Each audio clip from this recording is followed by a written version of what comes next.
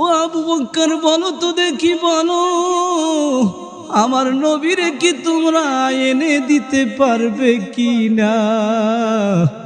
আবু বকর চোখের পানি ছেড়ে দিয়ে কান্দে, ওমর কান্দে, আবু বকর কান্দে, হযরতে বিলাল কান্না করে। ইমাম ইবনে কাসির রাহমাতুল্লাহ আলাইহি তার জগদ্বিখ্যাত কিতাব আল বিদায়া ওয়ান নিহায়ার মধ্যে লেখেন, আল্লাহর নবী সাল্লাল্লাহু আলাইহি ওয়াসাল্লামের ওফাতের কিছুদিন পরে হযরত বিলাল রাদিয়াল্লাহু তাআলা আনহু মসজিদে নববীর গেটের সামনে ছোট্ট একটা গাঠুরি মাথায় করে কান্না বিজড়িত কণ্ঠে হযরতে আবু বকর রাদিয়াল্লাহু তাআলা আনহুকে ডাক দিয়ে বলে, খলিফাতুল মুসলিমিন আবু বকর, আমি আর এই মদিনার শহরে থাকতে চাই না, বিদায় দান, বিদায় দান, আমি আর মদিনার শহরে থাকবো না।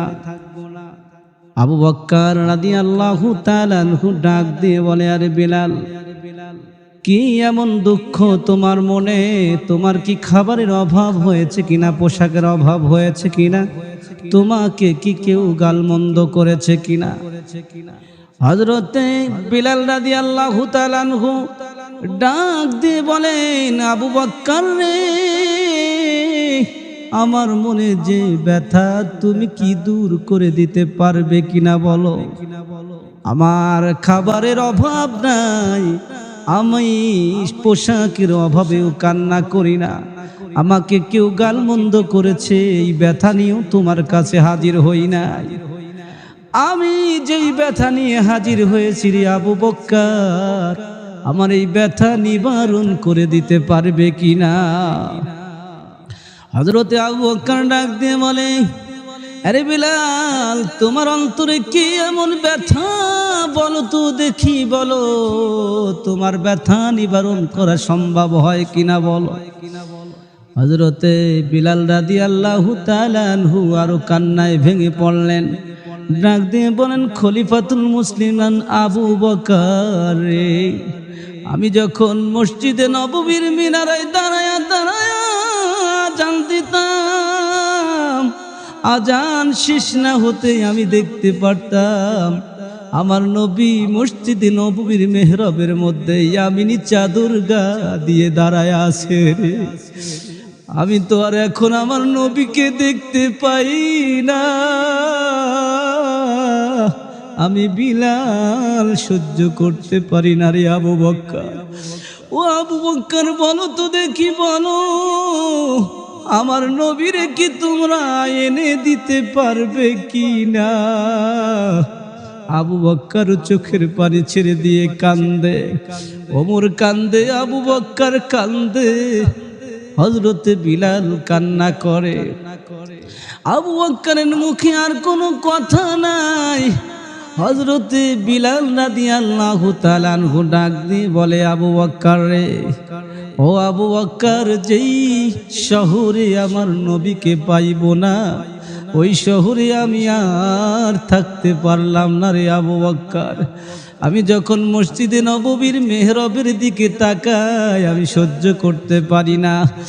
আমি যখন মসজিদে নববীর ওই সবুজ গম্বুজের নিচে নবী পাকের রওজার দিকে তাকাই,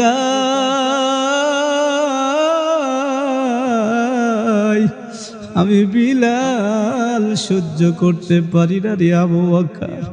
আবু বকর ডাক দিয়ে বলো, নবীর সাহাবী বিলাল, তোমার অন্তরে কি শুধু নবী হারার ব্যথা, আমাদের কি অন্তরে ব্যথা নাই?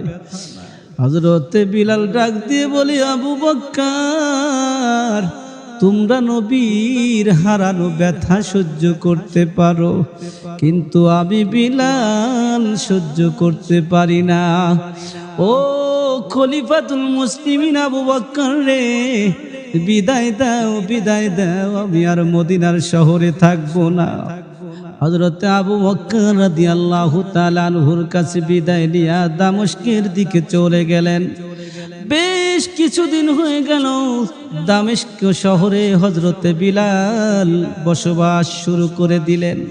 হঠাৎ একদিন নবীজি হযরতে বিলালকে স্বপ্নের মধ্যে ডাক দিয়ে বলে, ও বিলাল, কেমন অবিচার রে বিলাল, তুমি ওই যে দামেস্কে গেলে আর আমার রওজায় ফিরে আসতে না।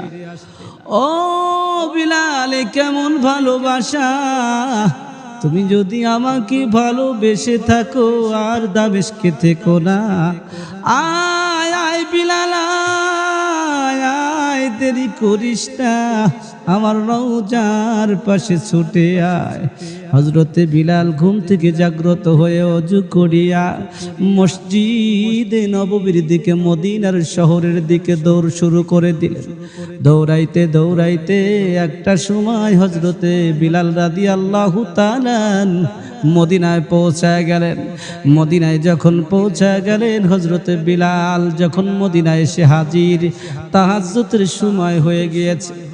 আপনারা অনেকে হয়তো জানেন, এখনো সৌদি আরবের বিভিন্ন জায়গায়, বিশেষত মক্কা মদিনায় তাহাজ্জুদের আযান হয়। ওই সময় তাহাজ্জুদের আযান হইতো। হযরতে বিলালের অনুপস্থিতিতে নতুন নিযুক্ত মুয়াজ্জিন যখন তাহাজ্জুদের আযান দেওয়ার জন্য মসজিদে নববীর দিকে আসতে আসেন, এমন সময় আল্লাহর নবী সাল্লাল্লাহু আলাইহি ওয়াসাল্লামের রওজার দিক থেকে কান্নার আওয়াজ ভেসে আসতে শুনলেন। এই কান্নার আওয়াজ শুনে হাঁটি হাঁটি পায়ে নতুন নিযুক্ত মুয়াজ্জিন রওজার দিকে অগ্রসর হলেন। অগ্রসর হয়ে দেখতে পেলেন অন্য কেউ নয়, হযরতে বিলাল নবীজির রওজা মুবারকের কাঠের জালি ধরে কাঁদছে। এবার নতুন নিযুক্ত মুয়াজ্জিন মদিনাবাসীকে ডাক দিয়ে বলে, আয় আয় মদিনাবাসী আয়, নবীজির মুয়াজ্জিন বিলাল ফিরে এসেছে।